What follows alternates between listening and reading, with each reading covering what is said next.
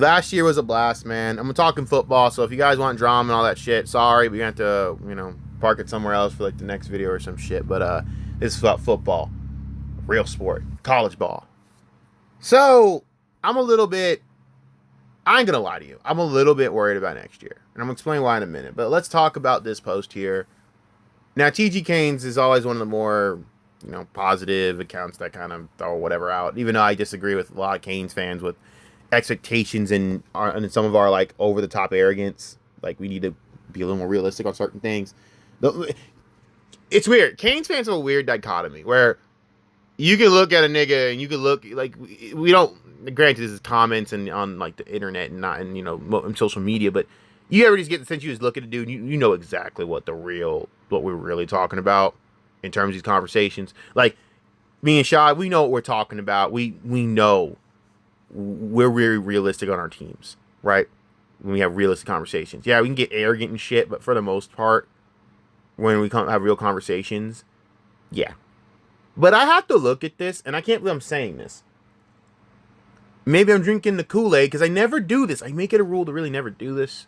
Even with the Bears, even though I was excited for Luther Bird and all that shit coming in. Ooh, new toys for Caleb and Ben Johnson, blah, blah, blah, blah, whatever. And that ended up being fun as shit, to be honest. I don't like to get too crazy about it. I always temper my expectations because it's just always pie in the sky dream until they actually do something. I'm here to tell you right now. This is actually an accurate post. And it's a post that I have to have expectations for to reach this every year, or at least every other year or some shit. So let's read this. First day of spring ball.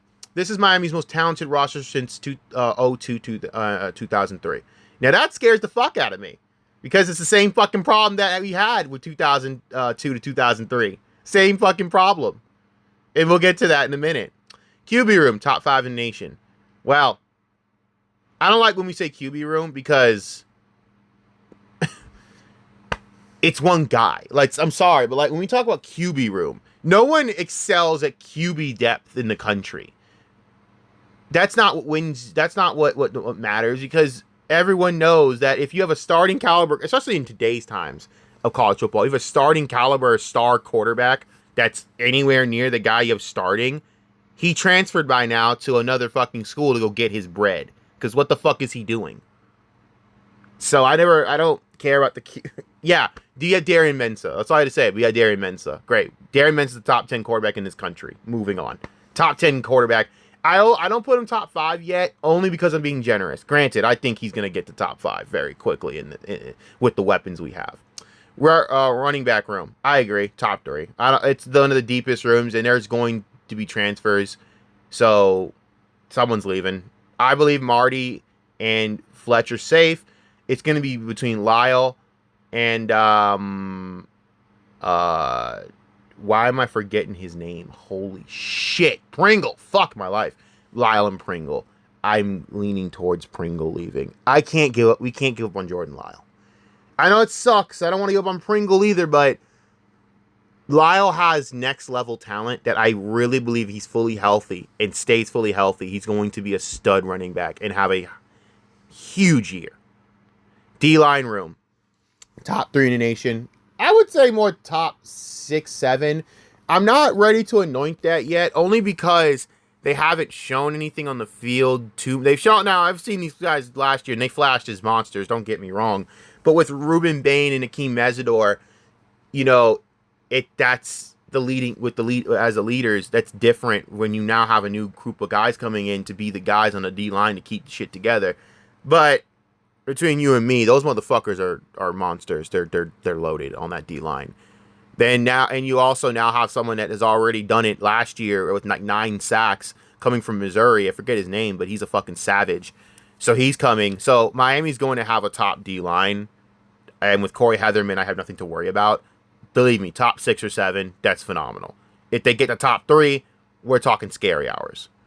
CB safety room, yeah, top 3 in the nation. They have the deepest secondary in the country. With the injuries and issues that befell us in the playoffs, any other team would have been fucking fucked. Any other team would have been fucked against Ole Miss or Indiana. They would have given up like 40-plus points each. And Miami held it together for the most part because that secondary is so deep. The problem I have, though, is it still became a factor in certain situations with matchups. And if Miami was fully healthy in the secondary, Damari Brown, I think Fernando Mendoza probably throws a few interceptions, to be honest with you, because he is picking on a certain matchup that wouldn't have happened if Damari Brown was in the game. I'm just being honest. Hell, I mean, fucking Lucas didn't get screwed over from that BS call in the fucking game before. I'm so glad they're fixing that targeting bullshit. Benching someone for the first half of the national title game is the most disgusting, egregious thing you could ever fucking do. That is the dumbest rule of all time. You better have a good reason. And of course you didn't. Whatever. I'm not going to act as though... I will say this. Matchups matter, and people think that that's making excuses, but it's not. If you think I'm playing, go ask fucking Bill Belichick why he lost the Super Bowl to Big Dick Nick. Go ask why. Oh, that's right. Because you bench fucking Malcolm Butler. It's not about who's starting. It's about who's coming in because you have to move someone to a certain spot to cover the other guy. Oh, that's right. Why did Philly get hot at the beginning of the game with Alshon Jeffrey? Because Malcolm Butler was out of the game, so you had some fucking dude named Eric Rowe, covering Alshon Jeffrey. And that didn't work out. Now, granted, that's just dumb coaching regardless, because you should have had Stephon Gilmore from the start on fucking Alshon Jeffrey if you had a fucking if you didn't have your head up your ass. Bill, I don't know what the fuck Bill was doing in that game. To this day, I'll never understand how it took you that long to not put Stephon Gilmore on Alshon Jeffrey. I would have had Stephon on him from second one. There is no hesitation. He is on Alshon every inch of the way, but but whatever. But that's why I say matchups matter and injuries do count. But yeah, top 3 in the nation. O-line is by far the biggest question mark. Oh, God, just like 2002, 2003, the O-line. I'm going to say this, and many Miami fans have been like, I don't know why we're worried. We have fucking Cristobal and Mirabal. That isn't what you need to be worried about. You shouldn't be worried about the talent level or the physicality or this schedule. You should be worried about going into the playoffs with how they're going to fare. See, this is why last year sucked the way it ended. Listen, I ain't saying that last year was a waste. Last year was amazing.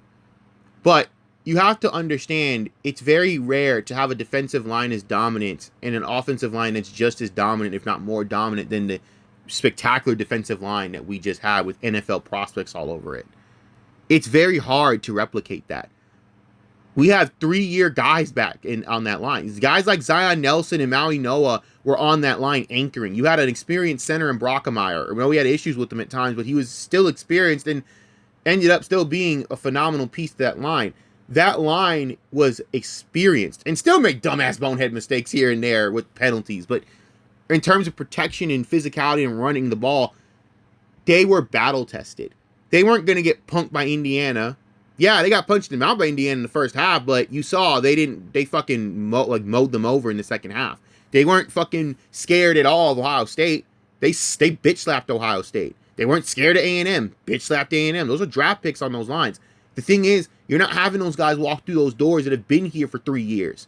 Now you're having a bunch of kids that are highly touted, highly gifted, highly inexperienced. So now you have to ask the question of, is that going to become a problem when it matters in the playoffs? I ain't worried about them throughout the season, but you're going to have to, that's the problem though. We're not going to be battle tested whatsoever throughout the season until Notre Dame. And Notre Dame's going to have a good team coming out with some transfers they got, but that's due to just trying to fucking bulk up because they want to make it back. They want to make it to the playoffs. But they don't have a line that I say, wow, I'm going to be scared of. No, those are reserved for other teams that might be in the playoff field. You know, I am not going to be scared of Clemson's D-line, but I am going to be concerned for the lack of experience. It is a concern. Now, you have the wide receiver room is loaded. It's fucking loaded. You have a 1,000+ yard receiver in Malachi Tony coming back with all things that he can do. We all know Malachi Tony's a phenom and once in a very ridiculous player. We know this. But now you also have that kid from Duke, I forget his name, but he had like 1,000 yards in the ACC as well with Darian Mensah. So he's going to be receiver number one. You're loaded with talent top to bottom in that wide receiver room. You got two huge transfers that are fucking fast as shit from West Virginia and South Carolina respectively. So they're going to stretch the field and open it up. The tight end room is still a question mark because once again, what the fuck? I guess Lofton should be fine. I'm not even worried about Lofton, to be honest with you. I'm not worried about Lofton. I'm worried about who's behind Lofton, but even then, who knows? Transfers are still a thing that could be open with. We got a transfer from Georgia on the O-line as well. The line is gonna be fine. I think they're big. They're still big as fuck. But when I talk about what I'm worried about, I'm not worried about the regular season. I mean, I'm worried about the regular season for different reasons. I'm worried about Mario losing the occasional dipshit game, which you can't do this year because our schedule sucks complete dick. So you got to actually win these games, Mario. We can't lose to an SMU. We have to win every game. You got to dominate every game. It is not a fucking negotiation here. You lose to scrubs. We're done. We have got to win the ACC. So it's very imperative that you come in and you let your assistants do what they're good at. Let them cook. That's what you did. So let them fucking cook. And let's fucking smash these assholes. That's what you need to do.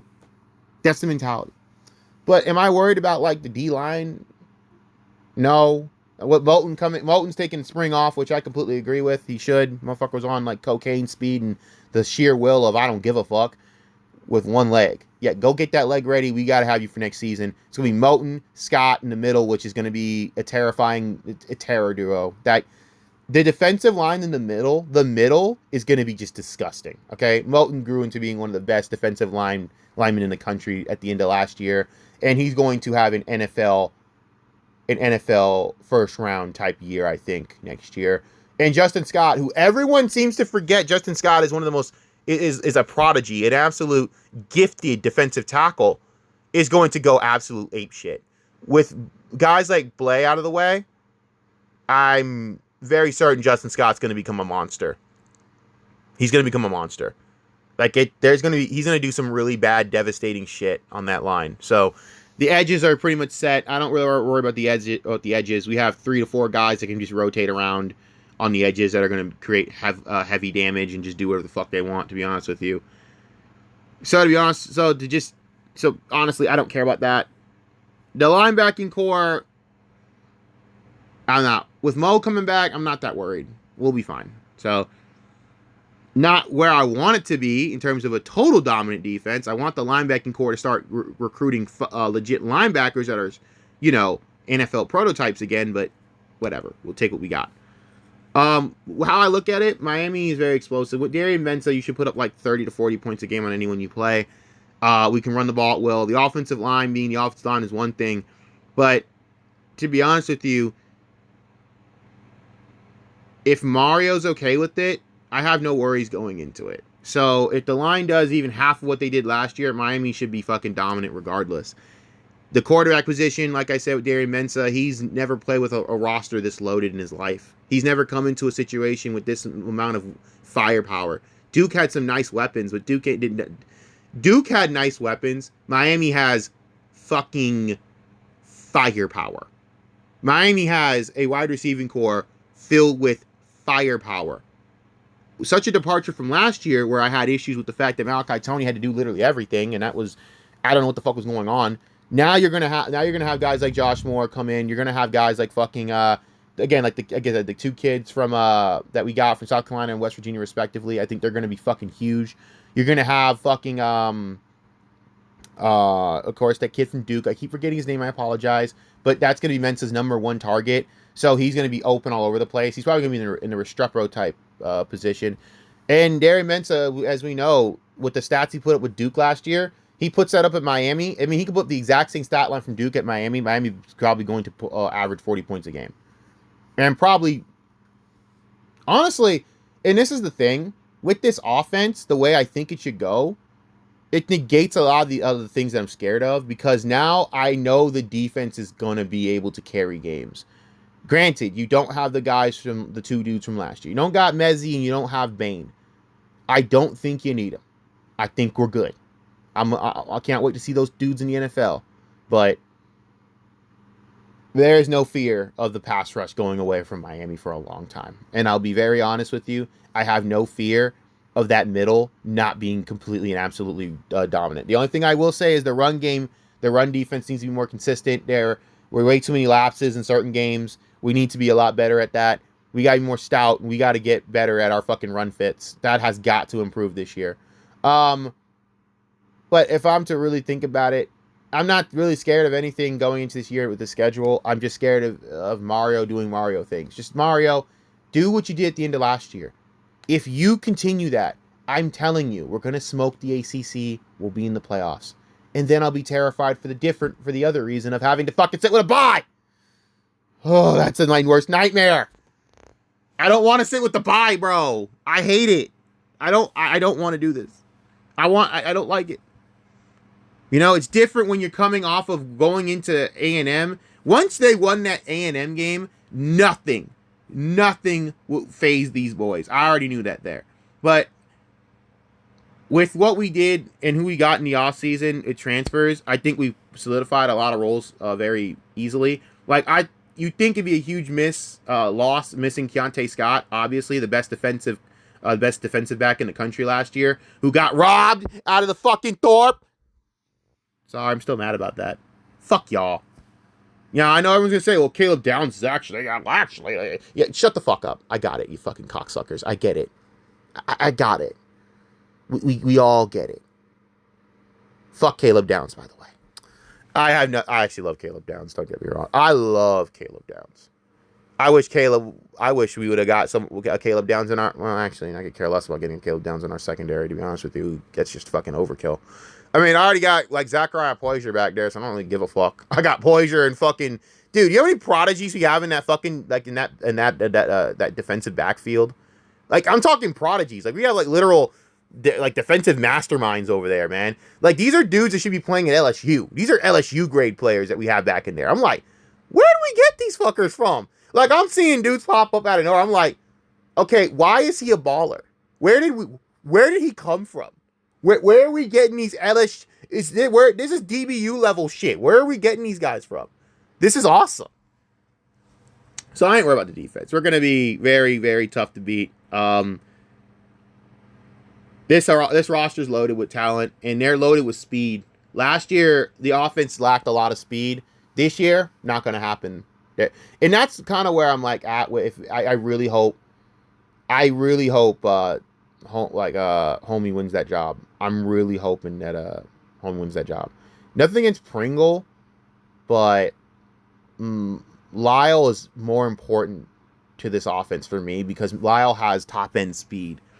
If Lyle can be that guy from freshman year, Miami's going to be one of the single most ridiculous offenses to fuck with. Even without it, I still think that's true. But getting Lyle changes everything. Because now, you can run the ball and score touchdowns from that spot. Granted, Mark showed me something last year with being a home run hitter. It was very Derrick Henry-esque the way he played. I was like, this is what I always wanted Mark Fletcher to finally do. Because one of my biggest issues with Mark Fletcher as a Hurricanes fan was he didn't run hard enough for me. Where there are times I'm like, Mark, you need to bowl dudes over. Stop trying to dance and be Le'Veon fucking Bell and fucking get in there and be Derrick fucking Henry. And it's like a light bulb clicked in his head in the A&M game where he realized, you know what? Fuck you, motherfuckers. Fuck you. Fuck you. Hey, linebacker, fuck your mother. I'm going to run you a fuck over. And then he started running people over. And, like, every team got fucking, like, punched in the face. Even Indiana, who was, like, dominant against the run. Well, Mark Fletcher said, I don't give a shit. I'm like, oh. So everyone... Which, by the way, that's one of the reasons I was also mad about the game plan. We didn't fucking run Mark enough. So this year, it's going to be interesting. Because I am a little bit worried that with Darian Mensah, it gives Shannon the excuse to do the cute shit that he was doing. But I have to be honest with you, he kind of has every reason to do it now. Listen, I could be mad about the wide receiver screens. I can be mad that we're not punching people in the face more, but then I thought about it. With what we have on the field, why the fuck would we not? We have two burners from that put like 600 plus yards in production last year, respectively. Cam Vaughn is someone I'm excited about from West Virginia. So why the fuck would we not give him the ball in a fucking on screens? Why are we not gonna have Darren Mensah do what Darren Mensah should do, which is pick people apart in the spread game? Why would I not want to run the offense the way it should be run like that? I mean, I can be mad, but I'm like, I just thought about it. I'm like, with Darren Mensah, that gives him the perfect justification to do so. My only thing with Shannon, I need Shannon to understand the game flow and just do the simple thing. You need to have 3 modes. Run ball, pass ball downfield. What does that mean? Oh, the defense is basically playing too high and not wanting to get beat deep. All right, so we can play, and the defense is doing well today, all right? It also depends on what the defense is doing. Defense is doing well today? All right, so let's sit here and let's fucking play our offense, throw the ball, screens, have Mensah hit the intermediate and take them apart that way, make the safeties come up. All right, but run the ball as well on like first downs. Maybe run it first, second down every once in a while. But make sure that you're running the ball healthfully and balance it out. Option 2, run the fucking ball. Oh, defense having some trouble. Oh, our wide receivers ain't having today, and Darian's kind of off. Run the fucking ball. You have 3 running backs. Run the ball. You're gonna at minimum, you're gonna have 3 starting running backs next year. So please run the fucking ball. Marty. Oh, if Mark ain't having it, run Marty. If Marty ain't having it, run fucking Mark. Run Jordan Lyle. My bad. One of them is bound to have a fucking day. One of them's bound to have a good day. All right? So, that's it. Oh, then the third option, throw the ball downfield. This is something you should be working towards every game, obviously, but the defense wants to stop the run and make sure that they get their pass, because I know teams are going to think, all right, Miami's offensive line is not what it was last year. Let's try and take advantage of that. Probably won't work, but whatever. Throw the ball downfield. Smoke them. Spread the fucking ball. Spread it. Vaughn. I forget the kid from South Carolina. I apologize. I'm forgetting a lot of names. Sorry. I forget the kid from South Carolina. I was put those 2 in the slot, 2 outsides. I forget Malachi should also be in the slot as well. It really should be like Malachi, Vaughn. You can mix it up. Either one of those 5 wide receivers in a fucking spread set. Run them down the field. See what happens. I'm pretty sure you're going to have some damage. That's what I want Shannon to think about. Just do the 3 simple things in your head. All right?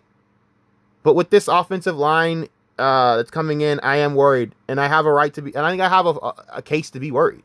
It has nothing to do with the coaching. It's nothing to do with, I'm not saying that. I expect the fucking offensive line to be well developed. I'm very worried about experience in the playoffs. It's you guys know it's a different animal. I mean, that was our fear coming in when we made it last year. Like, are we going to get embarrassed out the building because our coaching is... And I'm very pleasantly surprised that didn't happen. Even in the Indiana game, we didn't get out-coached to that ridiculous level. We had some bad communication mistakes that cost us dearly, and I want to talk about it. That cost us. But were we out-coached? No. Were we outmatched? Hell no. We should have won. And that's the thing. We should have won. And I hope you take from that game and go, we should have been national fucking champions. I don't want to feel like this ever again, and I want to make sure that we're on the same page. Communication is one of the things that needs to be talked about this offseason, because that Indiana game was lost from one simple thing. You weren't beat off the lines. You dominated the lines at the end of it. Actually, it's just crazy to say with the way things started in that game. You were not outmatched in any position. Even the quarterback position, you weren't outmatched. Carson Beck did not have that much of a worse game than Fernando Mendoza. Carson Beck played his heart out in the second half, honestly. I thought that was admirable. You lost that game because of communication. Why the fuck do you have a play where a punter's running to the wrong side of the formation? How does that happen? Yeah, we all want to blame dipshit, fucking tight end of the year over there, dumb fucking that can't catch a ball, runs a 5.2. But he didn't fuck up because the play was designed to lean to that fucking side. The punter ran the wrong way. How does that happen? That's bad communication on all levels. How does the punter not know the play? Carson Beck clearly didn't know the play. Thought something was going to happen in the formation. Throws it. Lost us the title. Off of a timeout, mind you. That is inexcusable how Carson Beck is not being drilled into his head. Hey, throw it in the middle to Malachi. Throw it in. Malachi was going to be open if you ran a route in the middle. No, who's going to stop him in the middle of the field? Tell me, anyone. I don't give a fuck if it's D'Angelo fucking Pons. No one's going to stop Malachi Tony in the middle of the fucking field. So that's the shit that lost us a title game. Communication has got to get better. And it was all over. So I'm sorry I'm screaming, but you have to understand how fucking frustrating it is to lose the national title off the same shit we were screaming for the entire year. Communication. Why do these niggas not know the play? Why does Carson Beck not know to throw the ball in the middle of the field? Why did it fucking... And even then, dude didn't even know the ball was coming that he threw it to. He didn't know the ball was coming. No one knew. Off of a timeout. How? I have to there needs to be a documentary that comes out about this shit, because I really do need to get an answer to this. How the fuck did that play happen? I'm telling you, if he knew the play, it would have been in the middle to Malachi for like 20 yards, and we're driving down, we're winning that game. If that happens, we're winning that game. I have no doubt in my mind they're not stopping us. They were not going to stop us. But we lost because we didn't communicate. And everyone said this. Miami's going to beat themselves. I can't have this happen no more. I can't go through that shit no more, dog. Listen, if we go through this again after winning a title or two, I can honestly say, I'm alright. We got to win this, bitch. I mean this, man. We got to finally put this to bed. You know, I'm glad that we're eons ahead of the two dipshit schools in our state. Ain't gonna be like that forever. And I'll tell you this right now. I really hate the fact that I have to agree with Florida fans on one thing. Well, I'm proud of where we got to. We should have won the national fucking title. And there's no doubt in my mind that we blew that game. And that one, I don't want to look back and go, wow, we really should have been, this was it. There's no excuse for this to be the only fucking game that we sit here and talk about in January. So we'll see how it goes. In February, I should say. We'll see how it goes, but last year's magical season was great. But that's only the beginning. I need this to be only the beginning. But with all the talent coming in, I don't fear the schedule. I fear regression from Mario and coaching. I fear certain communication issues because that needs to be the main focus. And I hope that was the main focus. That's the main focus this spring. Communication cannot be this bad again. That cost us the national title. Think about that. If Carson Beck knows the fucking play and knows what's going on, we're national champions. Yet that is the difference between holding up a trophy that should be yours and watching a team win on your own home field that should not have happened. And Indiana, they were well coached and well communicated, and that won them the title. Good for them. That's how you win. Good for them. Absolutely a model example of what should have happened. That's what bothers me. I'm more comfortable getting blown out than that. Yeah, that sounds crazy, but I'm more comfortable that we getting blown out and getting outmatched than actually sitting there and losing because you couldn't communicate the simple shit. You couldn't communicate a pump play. You couldn't communicate in like a 2-minute drill at the end of the game. You couldn't communicate blocking. You couldn't communicate this. That's crazy. You couldn't communicate so many things. That's crazy, bro. So yeah, next year is going to be very interesting. I think Miami is finally back to where they belong, in the forefront of where they need to be as a program. But I will be lying to you if I said I didn't have tears that night in pain, knowing that we lost because of the communication issues we've been having all year. That's what hurt. You lost because of that very thing, communication. So I need that to be the focus this year. That's got to be addressed. And it wasn't just the offense and special teams. Heatherman, you had communication issues too, brother. There are communication issues from an entire coaching staff. And that needs to stop. There needs to be none of that shit no more. Again, I hope that game was a lesson for a lot of us, including Mario. Communication is very key, and we can't have that happen again.